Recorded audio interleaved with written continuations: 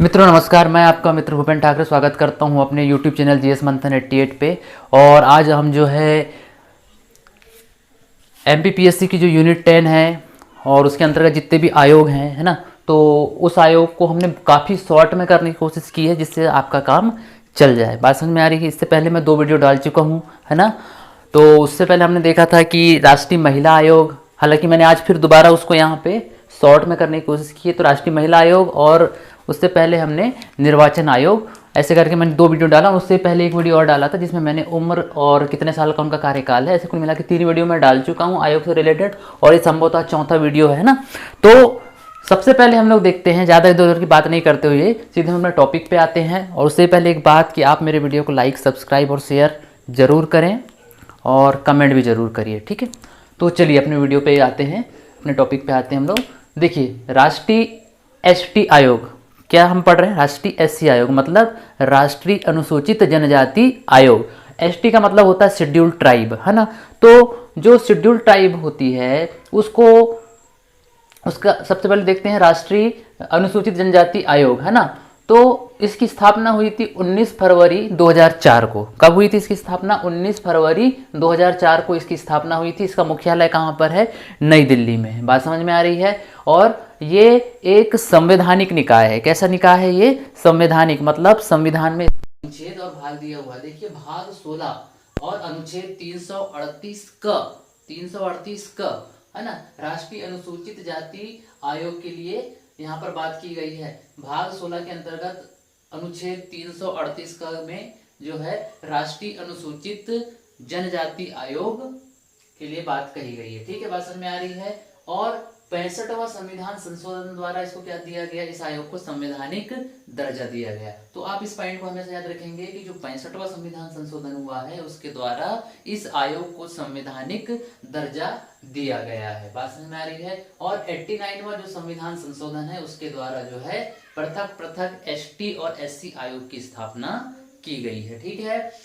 तो 89वां संविधान संशोधन हुआ तो उसके तहत क्या हुआ कि ये कब हुआ है? 89वां संविधान संशोधन ये हुआ था 2003 में। कब हुआ था? 2003 में, ठीक है। तो जो 65वां संविधान संशोधन था उसके द्वारा राष्ट्रीय अनुसूचित जनजाति आयोग को संवैधानिक दर्जा दिया गया। इससे पहले ये संवैधानिक दर्जा नहीं था इसका, है ना।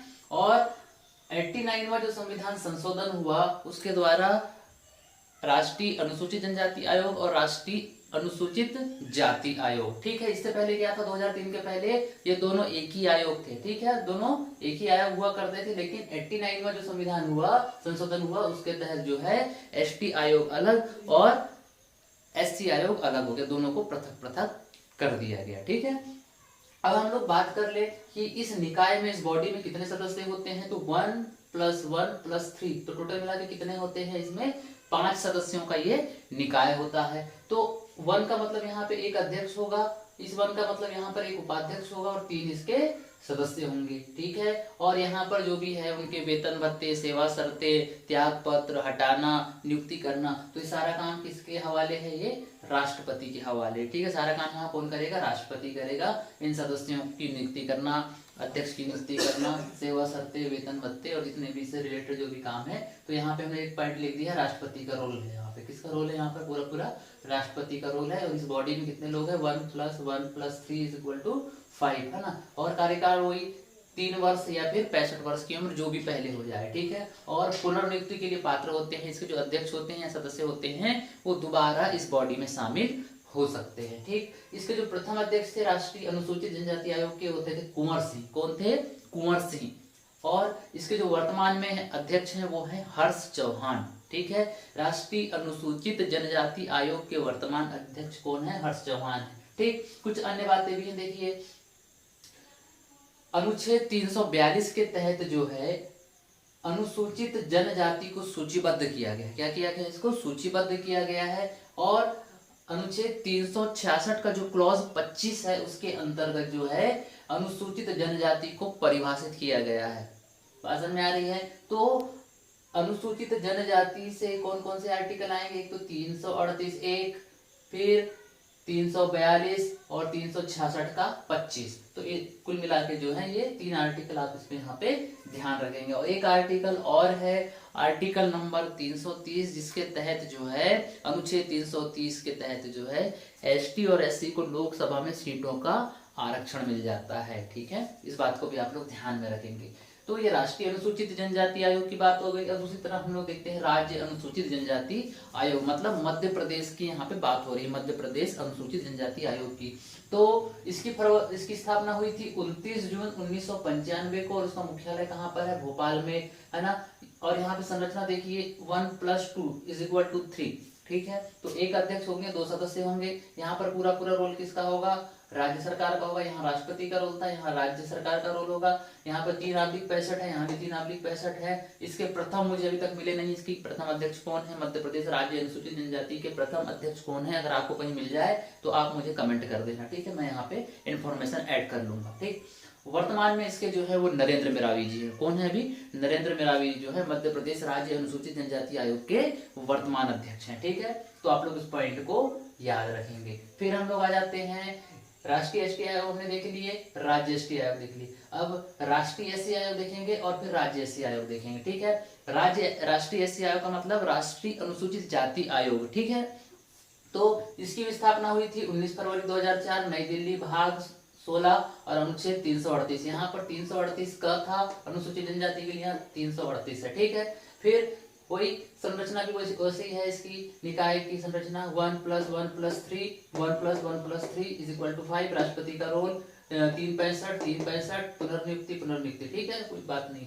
प्रथम इसके अध्यक्ष कौन थे, राष्ट्रीय अनुसूचित जाति के, वो है सूरजभान सिंह। ठीक है, राष्ट्रीय अनुसूचित जाति के जो पहले अध्यक्ष थे वो थे सूरजभान सिंह, और वर्तमान में जो है विजय सांपला, विजय को बोले सांपला। ठीक, फिर कौन कौन से अनुच्छेद से संबंधित हैं, 341 में जो है अनुसूचित जाति को सूचीबद्ध किया गया है। 366 के 24 की तहत जो है अनुसूचित जाति को परिभाषित किया गया है। और वही बात की थी 330 में जो है लोकसभा के लिए एसटी और एससी के लिए सीटों का आरक्षण किया गया है ना। एक पॉइंट अभी मैं पहले ही बता चुका आपको।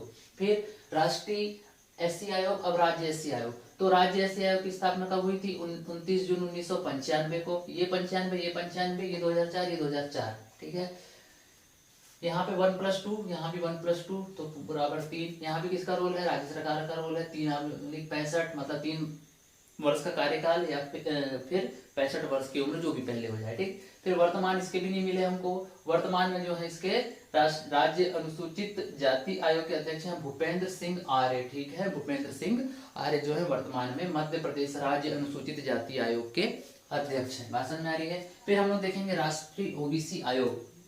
राष्ट्रीय ओबीसी आयोग जो है 14 अगस्त 1993 को बना था। कब बना था ये, 14 अगस्त 1993 को। और ये भी जो है संवैधानिक निकाय है, ये सारे संविधान से बने हुए हैं और ये सारे के सारे वैधानिक हैं। मतलब इनके लिए कोई अनुच्छेद में कोई वर्णन नहीं है, कोई आर्टिकल नहीं, लेकिन इनके लिए आर्टिकल है राष्ट्रीय वालों के लिए। ठीक है, तो राष्ट्रीय ओबीसी आयोग जो है उसके लिए राष्ट्रीय ओबीसी आयोग का मतलब राष्ट्रीय अन्य पिछड़ा वर्ग आयोग। ठीक है, तो इसकी स्थापना हुई थी 14 अगस्त 1993, भाग 16 और अनुच्छेद 338 का ख।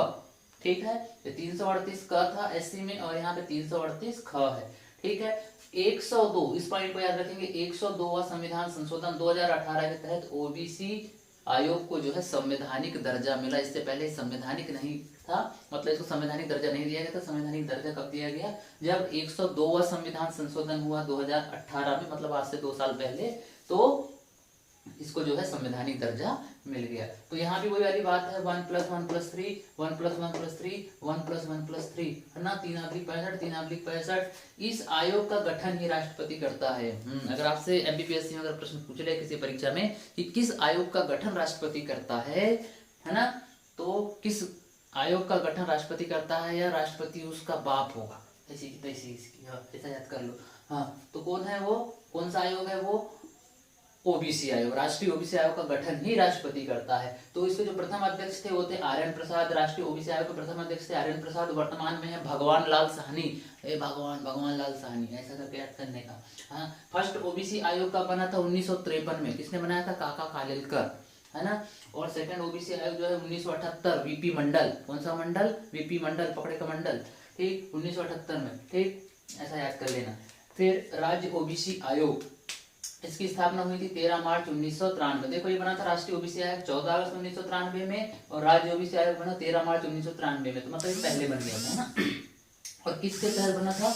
राज्य पिछड़ा वर्ग आयोग अधिनियम 1993, एक अधिनियम बना था, एक कानून बना था, उसके तहत जो है मध्य प्रदेश में राज्य ओबीसी आयोग की स्थापना की गई थी। इसमें भी कितना है 1/2 है ना, मतलब 1+2, मतलब एक अध्यक्ष और 2 उसके सदस्य होंगे, और 3/65 मतलब 3 वर्ष की उम्र या फिर 65 वर्ष का 3 वर्ष का कार्यकाल या 65 वर्ष की उम्र, ठीक। राज्य सरकार का यहाँ पे रोल है, यहाँ पर किसका रोल था? पूरा का पूरा राष्ट्रपति का रोल था, यहाँ पर राज्य सरकार का रोल है। देखो यहाँ तीनों में राज्य सरकार का रोल है, राज्य सरकार का रोल है और राज्य सरकार का रोल है। और प्रथम इसके कौन थे अध्यक्ष? मध्य प्रदेश पिछड़ा वर्ग आयोग के प्रथम अध्यक्ष थे बसंत राव उइके, और वर्तमान में है राधेलाल बघेल, ठीक है, राधेलाल बघेल।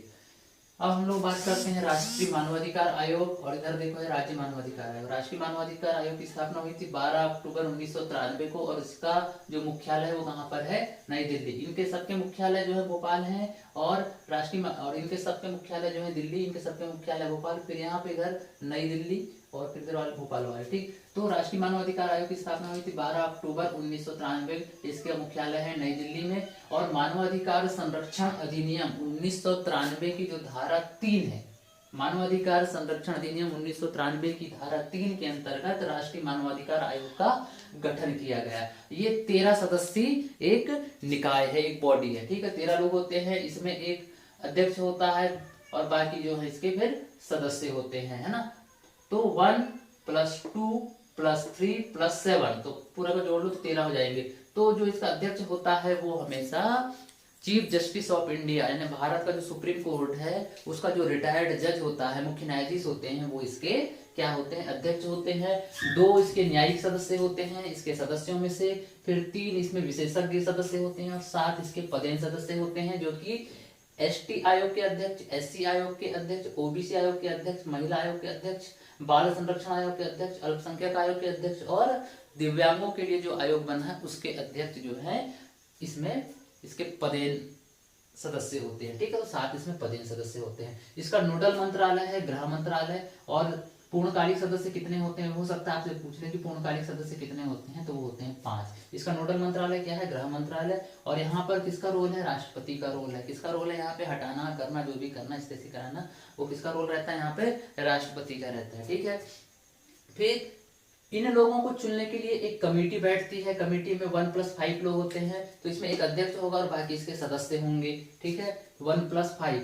तो यानी इन लोगों को चुनने के लिए, यानी इस बॉडी, इस निकाय को चुनने के लिए एक कमेटी गठित होती है जो इन लोगों को चुनती है। तो उस कमेटी में कौन कौन होगा? देखो, एक इसका अध्यक्ष होगा जो कि कौन होगा? भारत का प्रधानमंत्री, पीएम, है ना। और बाकी इसके 5 कौन होंगे? सदस्य होंगे। तो इसमें कौन कौन होगा? 5 सदस्यों में लोकसभा का अध्यक्ष, याद रखना, लोकसभा का अध्यक्ष, लोकसभा में विपक्ष का नेता, आरएस में विपक्ष का नेता, आरएस मतलब रॉयल स्टेट नहीं, राज्यसभा में विपक्ष का नेता, और आरएस का उपसभापति, है ना।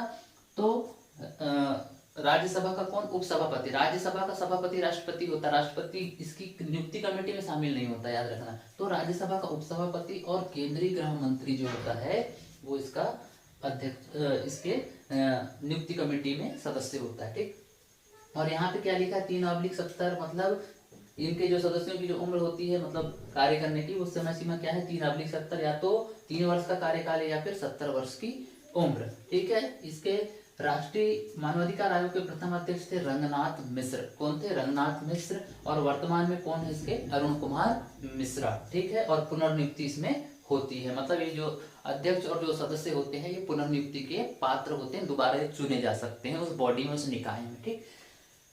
फिर यहाँ देख लीजिए, राज्य मानवाधिकार आयोग की स्थापना हुई थी 13 सितंबर 1993 को, और इसका मुख्यालय कहाँ है? भोपाल में, जो कि क्या नाम से जाना जाता है? मध्य प्रदेश का जो मानवाधिकार आयोग का जो ऑफिस है वो क्या कहलाता है? पर्यावास भवन। क्या कहलाता है? पर्यावास भवन कहलाता है। और मानवाधिकार संरक्षण अधिनियम 1993 की धारा 21 में राज्य मानवाधिकार आयोग का गठन किया गया है। और जैसे ये 13 सदस्य है, वैसे ये 3 सदस्य है। इसमें एक अध्यक्ष होता है और 2 इसमें अन्य सदस्य होते हैं। तो कौन कौन होगा इसमें? जो आपका जो हाई कोर्ट का जो रिटायर्ड जज हो, या वर्तमान में जज है, या तो रिटायर्ड हो या वर्तमान में वहां का जज हो, वो इसका अध्यक्ष हो सकता है। और एक न्यायिक व्यक्ति होगा, न्यायिक मतलब वो हाई कोर्ट का जज हो या फिर जिला न्यायालय में कम से कम उसको 7 साल के कार्य का अनुभव हो, तो ऐसे व्यक्ति को यहाँ पर शामिल किया जा सकता है एक सदस्य के रूप में, ठीक। और एक सदस्य होगा गैर न्यायिक क्षेत्र से, मतलब उसका न्यायिक क्षेत्र से कोई संबंध नहीं होगा, वैसा व्यक्ति जो मानवाधिकार के बारे में अच्छा खासा ज्ञान रखता हो, विशेषज्ञता रखता हो, तो ऐसे व्यक्ति को यहाँ पर शामिल किया जाता है, ठीक। फिर इसका भी नोडल मंत्रालय क्या है, राज्य गृह मंत्रालय। जैसे यहाँ पर नोडल मंत्रालय था केंद्रीय गृह मंत्रालय, यहाँ पर राज्य में राज्य गृह मंत्रालय इसका नोडल मंत्रालय होगा। यहाँ राज्यपाल का रोल होगा, यहाँ राष्ट्रपति का रोल था, यहाँ राज्यपाल का रोल होगा। इसकी नियुक्ति कमेटी में देख लो, एक अध्यक्ष और बाकी के आपके 3 सदस्य होंगे, है ना। तो एक में कौन होगा, जैसे यहाँ प्राइम मिनिस्टर था, तो यहाँ पर कौन होगा, सीएम होगा। तो यहाँ पर जो है, सॉरी इसको सुधार लेंगे थोड़ा सा, वीएस। तो विधानसभा का अध्यक्ष कौन होगा यहाँ पर, यहाँ लोकसभा का अध्यक्ष था, तो यहाँ पर कौन होगा, विधानसभा का अध्यक्ष। यहाँ लोकसभा में विपक्ष का नेता, तो यहाँ विधानसभा में विपक्ष का नेता, है ना। और राज्य का जो गृह मंत्री होता है, यहाँ केंद्रीय गृह मंत्री, तो यहाँ राज्य का गृह मंत्री होगा राज्य में, इसकी नियुक्ति कमेटी में। और वैसे राज्य जहां पर क्या हो, विधान परिषद हो, वहां पर जो है उनके विधानसभा का अध्यक्ष प्लस विधानसभा में जो विपक्ष का नेता है वो भी शामिल होंगे, ठीक। हमारे भारत में 5 राज्य ऐसे हैं जहां पर विधान परिषद है। तो कौन कौन से वो राज्य हैं एक बार आप लोग देख लेंगे। वो है तेल बिका यूपी में, कैसे याद करेंगे उसको, तेल बिका यूपी में, कहाँ क्या बिका, तेल बिका यूपी में, है ना। तो तेल से तेलंगाना, बी से बिहार, का से कर्नाटक, यूपी से उत्तर प्रदेश और में से महाराष्ट्र। तो ये 5 राज्य ऐसे हैं जहां पर विधान परिषद हैं, ठीक है। क्या कोड याद रखेंगे, तेल बिका यूपी में, इस तरीके से इसको हम याद रख सकते हैं। बात समझ आ रही है। तो आपका राष्ट्रीय मानवाधिकार आयोग भी कंप्लीट हो गया, राज्य मानवाधिकार आयोग भी कंप्लीट हो गया। आप लोग कंपैरिजन करके पढ़ो, आपको याद हो जाएगा, ठीक है। 2-4 बार पढ़ोगे याद हो जाएगा, एकदम शॉर्ट नोट, और एग्जाम के समय ये आपके बहुत काम का ये रहेगा, ठीक है। तो इसको आप प्रॉपर तरीके से नोट्स बना लीजिए, और अगर मान लो कोई चीज समझ में यहाँ नहीं आ रही है तो जो मैं बोल रहा हूँ उसको आप पॉज कर करके जो है आप वीडियो को देख सकते हो और उसको नोट डाउन कर सकते हो, ठीक। फिर अब हम लोग राष्ट्रीय महिला आयोग भी देख लेते हैं और राज्य महिला आयोग को भी हम लोग हल्का सा देख लेते हैं। हालांकि इससे पहले मैं इससे संबंधित एक वीडियो को डाल चुका हूं, ठीक।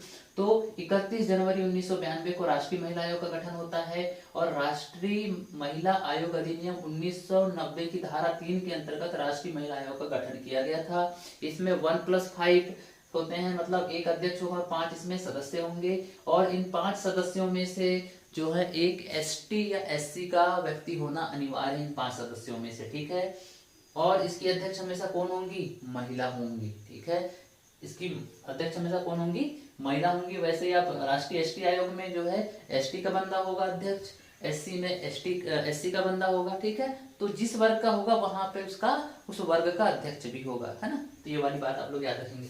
1+5 3/65, है ना। एनटीएच का मतलब होता है नियुक्ति, त्यागपत्र और हटाना। एनटीएच, एन फॉर नियुक्ति, टी फॉर त्यागपत्र और एच फॉर हटाना। उसके साथ में वेतन, भत्ते और जो शर्तें होती हैं इनके सदस्यों और अध्यक्षों के लिए, वो कौन डिसाइड करेगा, केंद्र सरकार डिसाइड करेगी। कौन डिसाइड करेगा, केंद्र सरकार। महिला आयोग में किसका रोल काल होता है, केंद्र सरकार का, ठीक है। और ये किस टाइप का होगा, सिविल और दीवानी, मतलब दोनों प्रकार के जो मामले हैं, सिविल मामले हो या दीवानी मामले, ये दोनों तरीके की इस आयोग को शक्ति प्राप्त है। तो राष्ट्रीय महिला आयोग की प्रथम जो अध्यक्षा थी वो थी जयंती पटनायक। कौन थी, जयंती पटनायक। और वर्तमान में है रेखा शर्मा, जो है राष्ट्रीय महिला आयोग की अध्यक्ष है। ये कौन से नंबर की हैं, 8वें नंबर की हैं, ठीक है, याद रखना। राज्य महिला आयोग की बात करें तो 23 मई 1998 को राज्य महिला आयोग का गठन होता है, और राज्य महिला आयोग 1995 की धारा 3 के तहत, यहाँ पर राष्ट्रीय महिला आयोग अधिनियम 1990 की धारा 3, और मध्य प्रदेश में बात की जाए तो राज्य महिला आयोग 1995 की धारा 3, यहाँ भी धारा 3 है, यहाँ भी धारा 3 है, 90 की धारा 3 है, 95 की धारा 3 है, ठीक है। यहाँ पे 1+5 था, यहाँ पर 1+6 होंगे, मतलब एक अध्यक्ष होगा और 6 इसमें सदस्य होंगे, और 6 सदस्यों में से एक बंदा एसटी का, एससी का या ओबीसी, तीनों में से एक का होना अनिवार्य है। यहाँ पे एसटी और एससी की बात की थी, तो यहाँ पे एक कदम और आगे बढ़ गया, तो एसटी, एससी या ओबीसी के सदस्य यहाँ पर दोनों मतलब तीनों में से कोई एक का होना अनिवार्य है ना। फिर इसको भी वही शक्ति प्राप्त है, सिविल और दीवानी। यहाँ भी फिर एनटीएच की बात करें, एन फॉर नियुक्ति, टी फॉर त्याग पत्र, एच फॉर हटाना, वेतन भत्ते शर्त, तो यहाँ पर किसका रोल होगा, राज्य सरकार का। जैसे केंद्र सरकार का रोल था, यहाँ राज्य सरकार का रोल होगा। और इसकी जो प्रथम अध्यक्षा थी वो थी कृष्णकांता तोमर। कौन थी, कृष्णकांता तोमर, है ना। उसके बाद में वर्तमान में कौन है, मध्य प्रदेश राज्य महिला आयोग की अध्यक्ष वो है शोभा ओझा, ठीक है। और यहाँ पर भी वही है, पुनर्नियुक्ति होती है, यहाँ पर भी पुनर्नियुक्ति होती है, ठीक है। और लगातार 3 बैठकों में अगर कोई अनुपस्थित रहता है, चाहे कोई अध्यक्ष हो या फिर कोई सदस्य, अगर लगातार 3 बैठकों में अनुपस्थित रहता है तो उसको इस बॉडी से निष्कासित कर दिया जाता है, हटा दिया जाता है, ठीक है। ये बात को आप लोग याद रखेंगे। और इसमें कोई ऐसी चीज है नहीं, लगभग हो चुका है। तो इस तरीके से आप पढ़िए, एकदम शॉर्ट में इसको मैंने पढ़ा दिया हूँ, बस कंपैरिजन करके पढ़िए और 4-6 बार पढ़िए, आपके दिमाग में बैठ जाएगा। और बीच बीच में इसको रिकॉल करते रहिए तो आप भूलेंगे नहीं, ठीक है। तो आज के लिए सिर्फ वीडियो को इतना ही रखते हैं, है ना। और आपको ये अध्यक्ष अगर मिल जाए किसी के, जैसे मुझे नहीं मिला तो आप उसको बता दीजिए, राज्य ST आए तो मेरे को कमेंट कर सकते हैं, ठीक है। देख लीजिएगा आप लोग। तो आज के लिए सिर्फ इतना ही रखते हैं। जैसे